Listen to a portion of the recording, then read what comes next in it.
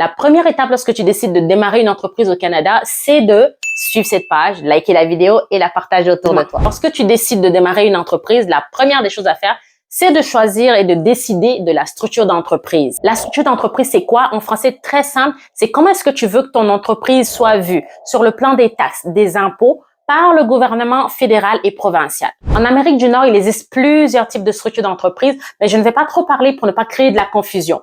On va juste focuser dans cette vidéo sur deux types de structures, les structures les plus populaires que l'on retrouve ici au Canada. Avant de parler de ces deux structures, c'est important que tu saches que dépendamment de la province, tu peux démarrer une entreprise sans être obligé de l'enregistrer. Pour cela, ton entreprise doit porter ton propre nom et prénom. Donc, si tu t'appelles Valérie Futso, ton entreprise doit s'appeler Valérie Futso. Avec ce type d'entreprise, cependant, tu seras obligé de maintenir tes revenus en dessous de 30 000 $. Tu ne pourras pas créer des factures d'entreprise au nom de ton entreprise, par exemple. Tu ne pourras pas créer de compte bancaire, ouvrir un compte bancaire entreprise et encore moins avoir accès à du financement. Alors, on y va. La première structure d'entreprise populaire ici au Canada, c'est l'entreprise individuelle. Et ce que tu dois retenir ici, c'est que l'entreprise individuelle, c'est toi.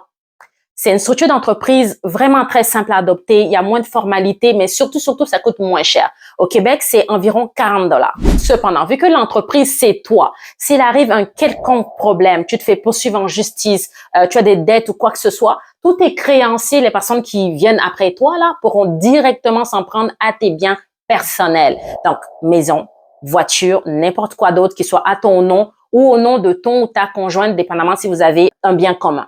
La deuxième structure d'entreprise populaire au Canada, c'est l'incorporation ou l'entreprise par action. Ici, tu dois retenir que l'entreprise par action est une entité complètement différente de toi. Ça veut dire qu'en cas de litige d'entreprise, poursuite judiciaire, de dette, etc., tes biens personnels sont protégés. Et bien évidemment, une entreprise par action, enregistrer une entreprise par action, ça coûte plus cher qu'une entreprise individuelle, généralement à partir de 200 $.